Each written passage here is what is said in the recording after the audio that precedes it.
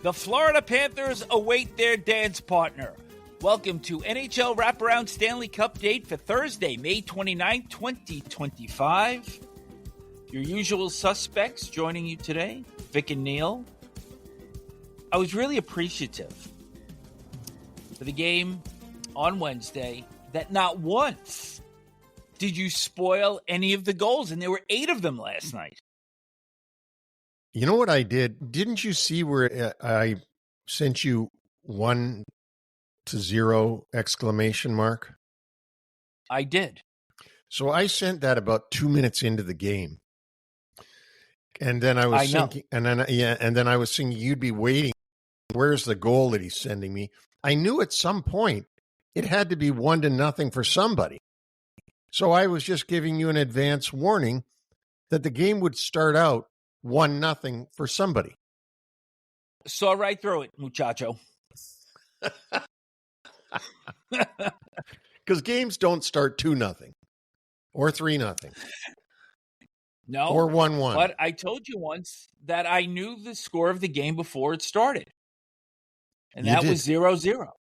Yeah. So. Well, there you know what? See, you're ahead of me. I was. But this one ended up 5-3. Quite an accomplishment that the Panthers become the 9th franchise and 4th since 1979-80 to go to the Stanley Cup Final 3 consecutive years. And they join Montreal, the New York Islanders, and the Edmonton Oilers. So they do. But before we get into the game, I want to go to the end, actually. And it was very interesting exchange between the head coaches, Paul Maurice, Rod Brind'Amour. And it looked like somewhat of an animated discussion that they were having. But in the end game, it was about them not lining up to shake hands because the Panthers had so many people come out onto the ice in sweatsuits and whatnot. And Maurice stated in his press conference that he believes that the handshakes should be just between those that actually competed, and asked Brind'Amour not to join the handshake line as well because of that. I think he's absolutely 100%. And it's gone to this ridiculous level of everybody getting in the lineup, everybody shaking hands, from trainers to doctors.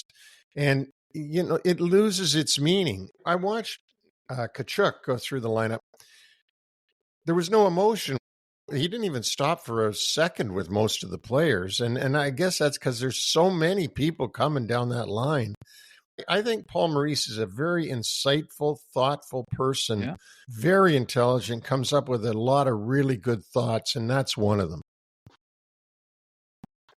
You're only like 3.5 hours from there. I like half expected when the team had their photo that I was going to see you just drive up and pop in there because it seemed like everybody else from the Panthers organization was in there. Well, I could have been there, like you said, but no such luck. I didn't go. I thought Bill Daly could handle his own.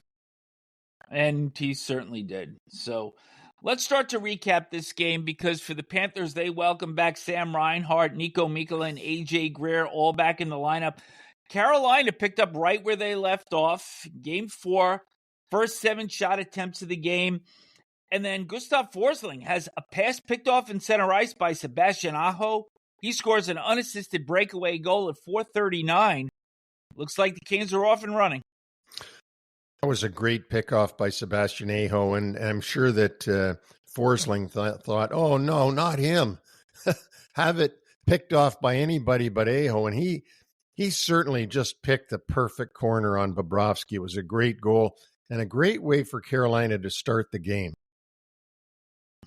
Sergei Bobrovsky also had to come up with a couple of more big stops. He stopped Carrier from in close after a setup by Eric Robinson, and then he had to stop Jackson Blake during the first Carolina power play of the game, and Jordan Staal hit a post with 2:25 left after another Panthers turnover. Aho winds up getting a second goal, and this is a Mikkola turnover in center ice, and the goal kind of leaks through Bobrovsky with $1.06 left in the period. It's 2-0. So a pair of neutral zone turnovers by the normally reliable Panthers defense. Yeah, that was not a sign of things to come as the game moved on. No, but you could also see Carolina's increased confidence. They had a 23-11 edge in the hits. And as we had spoken the last couple of days, their game at that point, by the end of the first period, was continuing to elevate. And you could see that the Panthers were continuing to drop heading into the second period. Absolutely. But Maurice or Sasha Barkov or somebody said the magic words in the dressing room between the first and the second. Eetu Luostarinen did not return for the second period for the Panthers. He had taken a couple of hits and also missed a check and went awkwardly into the end board. So whether the injury caused any adjustments or not, Carter Verhaeghe moved up to the first line with Reinhart and Barkov still. Bobrovsky had to make another key stop, first minute of the second period on Mark Jankowski. But then, after a power play in the second period, Kotkaniemi holds Evan Rodrigues in the offensive zone. And Matthew Tkachuk tips in Aaron Ekblad's shot after maybe the official got in the way of the attempt of the Hurricanes trying to clear the puck. Nonetheless, it's 2-1. And then 30 seconds later, Rodrigues with a give and go with Sam Bennett on a play that Tkachuk had originally started at the blue line.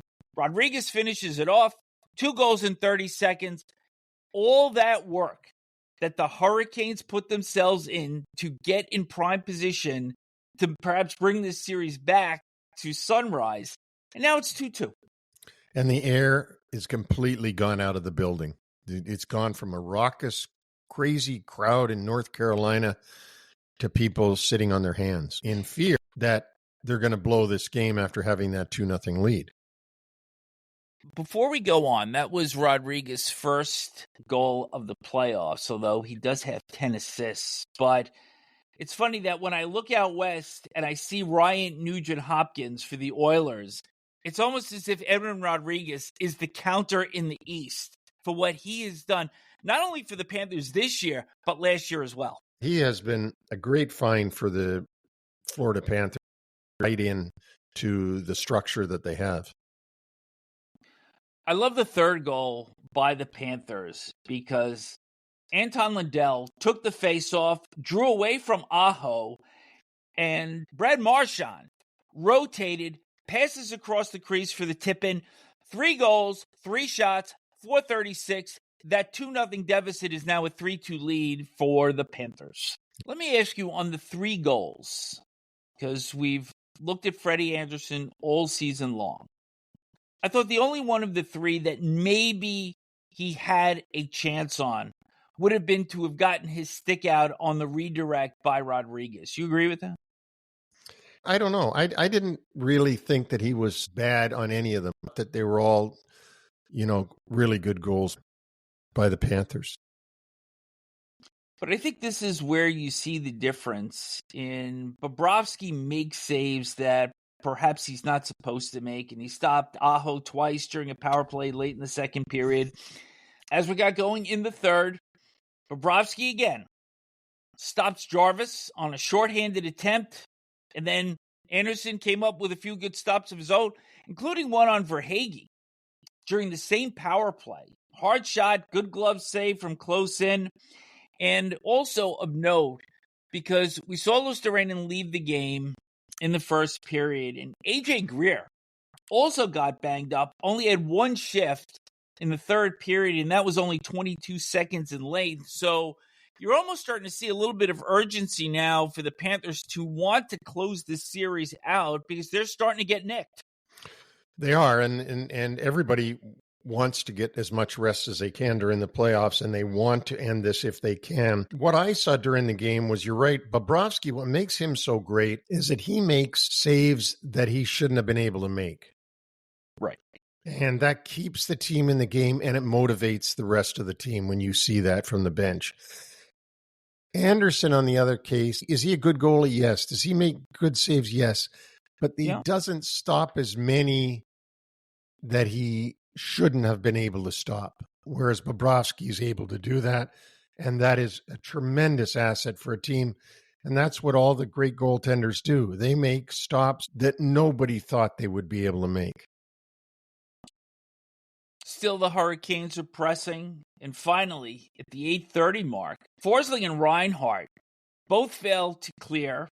And Seth Jarvis in front ties the game.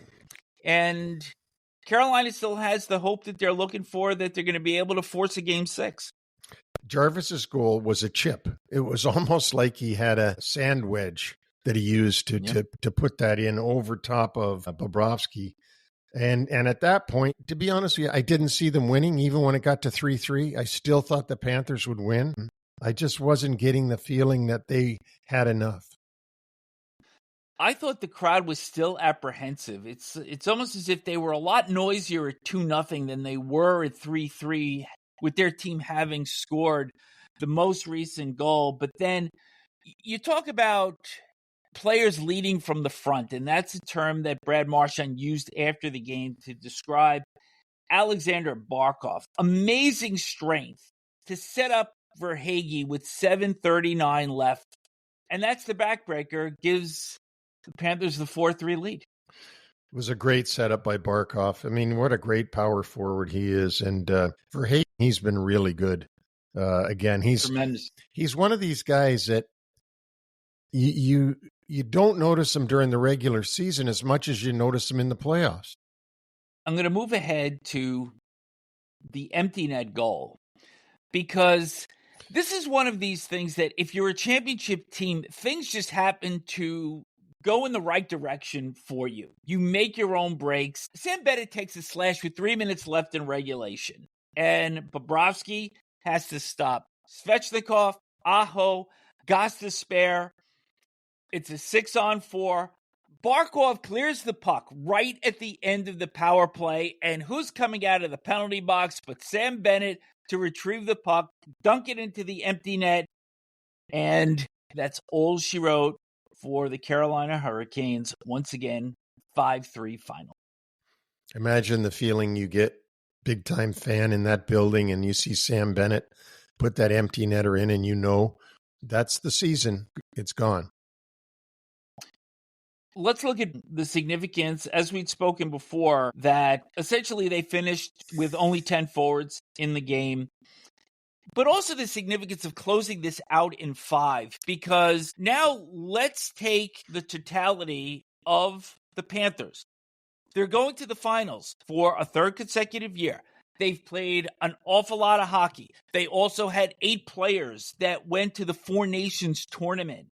If they had to have played a 6th game, even possibly a 7th game of this series in order to advance, you have to think at some point that may well have caught up to them in the final, and now they get the opportunity to rest up. We're going to give the final starting dates later on in the show here, but now I think they can comfortably get a lot of their players healed up and ready for defense of their crown, be it against the Oilers or the Stars. I'm pretty sure it's going to be the Oilers, but having said that, Dallas is still alive. And yeah, the Panthers they need time off. You know that every team in the playoffs is banged up, and there's a lot of injuries being hidden, but this can only help Florida. Let's talk about the Hurricanes for 1 second, because last year they picked up Jake Gensel from Pittsburgh, played throughout the playoffs. They got knocked out in the second round against the Rangers. And by the way, the second period of this game against the Panthers looked an awful lot like the third period of Game 6 when they went down to New York last year. And again, they couldn't close the deal. They're unable to sign Gensel. They make the trade for Rantanen, have to deal him away because they know they're not going to be able to re-sign him. And as good as Sebastian Aho was, and he was terrific in this game, and there's a lot of good players, but once again, the Carolina Hurricanes just don't have the game breaker. And I think we're starting to see this year after year, that this is a very good hockey team. But when it comes time to stepping up to the next level. The personnel isn't there. And I am talking up and down the lineup. No, you're right. I mean, don't forget they have Seth Jarvis, wonderful player. Yeah. He really is. And their defense is pretty good. I mean, Brent Burns, although he's 40, what difference does it make? He certainly doesn't play like he's 40. Gostisbehere is playing as good as he has in his career. Slavin. You've got to love Slavin back there on defense. Carrier is their one answer last night to Kachuk, Marchand, and Bennett. I mean, he was right, had his face right in there all the time. But they don't have a championship group. And I don't know why players have gone on to other places and not signed there. They have not been shy to spend money, but we'll see what they do in the offseason this year, who they lose, who they get, see if they can get past this big hurdle playing in the conference final. This is one of the biggest examples of very good and championship and what that margin is for the personnel on a franchise. Absolutely. And we can say there are 6 contenders in each conference, whatever we say during the end of the regular season, but it's not true. Look who's likely to be back in the final again. Well, because teams are also gauged on the regular season. And we look at it and we say, well, there's 6 teams, 8 teams, 10 teams, they can all win. And then once you start to filter it down in the playoffs, you realize that it's really only 3 or 4 in the end game. I don't ever say there's that many contenders because during the season, I know Toronto doesn't have what it takes to win the Stanley Cup. How far can they go? I don't know. I thought Winnipeg might because of their goaltending, but then that came up a little bit flat in these playoffs. You talk about Dallas, who's down 3-1, and, you know, do they really have all those different ingredients to win? I mean, you throw them in there because they're one of the best teams in the league. But when somebody says to you, and I get asked this all the time, who's going to win the cup? I've been saying this year, well, Florida. I've said it since the regular season. Yeah. But I got to tell you, Edmonton scares me on my prediction. And they look like they got what it takes. But I'm jumping out way ahead. When we talk about teams like the Hurricanes, like the Leafs, like perhaps by the end of this next game, Stars, the Vegas Golden Knights, are they really contenders for a championship, or are they just contenders to go a long way in the playoffs? To your point, when we started doing this about a year ago, we looked back through the course of the regular season in 23-24, and these rankings that come out, ESPN, TSN, Sportsnet, all these websites, and they put their top team in the NHL. And there were like 10 of them, maybe even 12 during the course of last regular season. And when you get right down to it, it's really less than a handful that you could say have true championship pedigree and will be able to lift the Stanley Cup. So before we get off this game, little question for you. Do you know what Brian Trottier and Alexander Barkov have in common? I do not. This was something that the NHL put together about 4 years ago, and they've continued to add to this list, that for 45 consecutive years between 1980 and 2025, now that Barkov is going back to the final, Jaromir Jagr has had a former teammate play in the final every single year for 45 years between 1980 and 2025. Unbelievable. It's unbelievable. Isn't it? We're going to move to Thursday's game. Edmonton and Dallas, Game 5. Oilers lead this series 3-1, 8 o'clock on ESPN. Big news coming out of Edmonton. Zach Hyman, shoulder surgery. And according to Chris Knobloch, likely done for the playoffs. And I don't know if this was just a matter of how he was speaking, because as we all know, neither of us play doctors on this podcast, but shoulder surgeries are typically rather involved procedures. And so the word likely kind of struck me as odd, because certainly the way we saw him go out and that he needed a procedure done, I don't think we see him again. I think he just threw the word likely in there. I mean, Jack Hughes wasn't likely done for the season. He was done. Right. And, and when you hear Luke Hughes, his brother had to have shoulder surgery in the offseason. I mean, he's not playing hockey right now.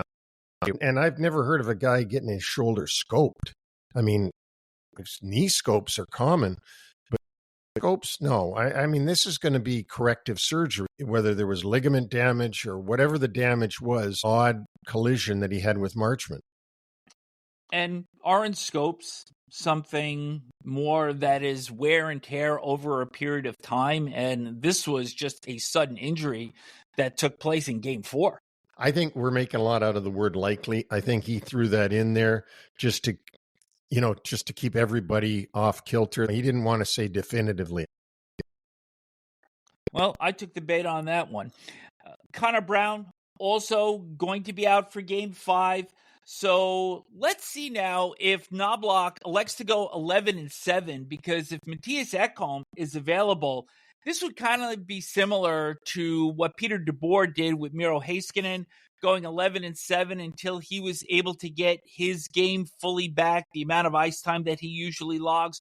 Perhaps this is a good spot to get Ekholm back into the lineup if he's ready, and go with 7 defensemen instead.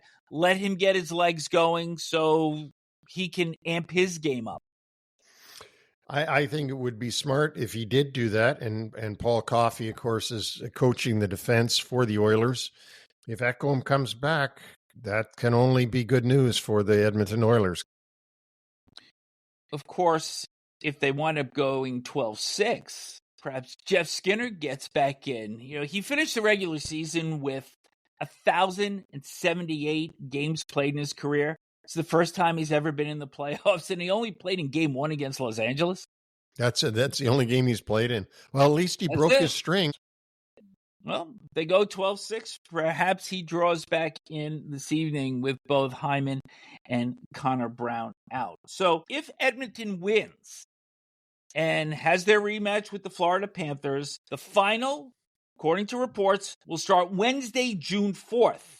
And if Dallas wins and forces a 6th game back in Edmonton on Saturday, the final would not start until the following Saturday, June 7th, which, to me, that's an awfully long time. It's almost uncomfortably long if you're a player. Well, and answer me this, old wise one.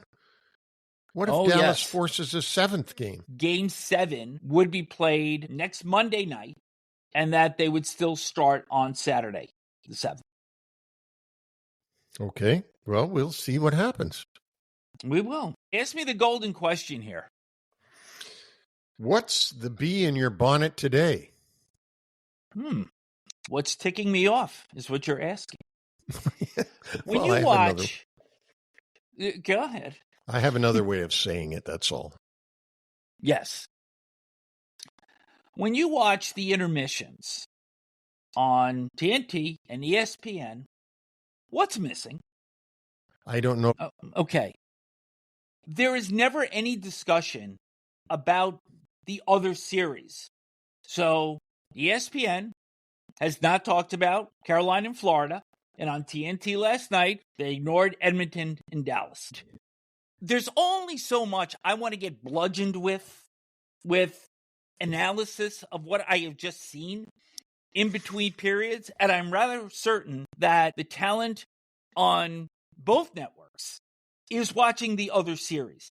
And to me, it's a disservice to hockey fans that both networks are staying within their silos during the conference finals. And why do you think they do that? I think they do that as to just stay within what they're covering. And I just think it's wrong. I didn't notice it because I was probably at the barbecue, some chicken, and Well, not at the desk. I like Rick Bowness. He's a great man. And I know he was on TNT last night because I glanced from my deck in through the windows at the TV. He's a very intelligent, smart guy that comes up with a lot of good stuff, unlike some people. yes. Well, I'll be watching carefully tonight because now that the Panthers have advanced to the final, you can't ignore it anymore. They're there. So they might as well talk about the Panthers, who, by the way, beat the Oilers and the Stars in both of their games during the course of the regular season. So that's that. Just one news item here. Adam Lowry, the Winnipeg captain, underwent hip surgery on Tuesday. Recovery is about 5 to 6 months, so it appears that he will miss the start of the 2025-26 season. You're on.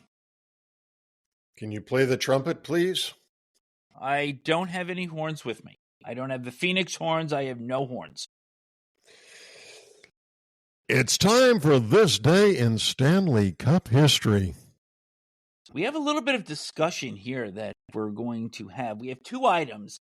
So the first took place 2013. Brent Seabrook, Chicago Blackhawks, scores at 3:35 of overtime in Game 7 against Jimmy Howard in the Eastern Conference semifinals. The Blackhawks would go on to win the second of their 3 cups later that spring against Boston. But 30 years prior, Wayne Gretzky, hat-trick in Game 7 of the Campbell Conference Final against the Toronto Maple Leafs, setting the Kings to their first ever final. However, that was a game that maybe never would have taken place if not for some controversy in Game 6, because as you remember, Neil, that in overtime, Gretz had clipped Doug Gilmour with his stick. And at that time, the rule was you drew blood, it was 5 and a game misconduct. There was no double minor in the books back then. And referee Kerry Fraser to this day said if there was one mulligan that he wishes he had during the course of his career, it would have been that call. And he asked his linesmen, Ron Finn, Kevin Collins, if they had seen it. They were both blocked. And Fraser was instructed, as all the officials were, don't guess. If you see it, call it, but don't guess on what you think you may have seen. And bottom line is, he didn't see it. He couldn't call it. The ensuing faceoff, Gretzky winds up scoring the overtime goal that forces that Game 7. Still to this day, the two referees, the two linesmen don't see it. The words that come out of the naysayers' mouths are always the same. How could you not see that? Mm-hmm. Well, there's an example with the greatest player ever to play. You know that it would have been, if it was Gretzky, it would have been just a mistake on his part. But I remember the controversy, and I remember the Kings going on to the final. We had missed the playoffs, as you remember, so I was watching everything carefully. I was actually in Montreal when the Canadiens won the cup that year, and my friend from my Detroit days, Jacques Demers, won his only Stanley Cup as head coach. And that is also the night that Montreal went crazy. Organized crime got involved, and they had all that looting going on and bad stuff downtown, cop cars turned over and all that. I think that some bad folks took the opportunity and steal things in the jubilation of the Montreal fans. I was there as well, and the one thing that I think we knew not to do right after that game was walk around barefoot, because there was not a plate glass window that was spared in downtown Montreal after that game. But I'm going to tell you another little sidebar here, in that the networks that were doing the games at the time in that conference final, ESPN in the States, CBC, CBC wanted that Leafs-Canadiens final because that was the 100-year anniversary of when the Stanley Cup was first awarded to the Montreal AAA. They wanted that all-Canadian final. And ESPN wanted the greatest player going against the greatest franchise. And so it was a little bit of hard feeling going on during the course of that series. And, of course, we all know how that ended up with the Canadiens beating the Kings in 5 games. That will wrap up our show for today. Thanks again for listening. Our website is NHLWraparound.com. Neil and I will return on Friday to wrap up game number 5 between the Oilers and the Stars, and we will see if we will have a rematch of the 2024 Stanley Cup Final. Take care.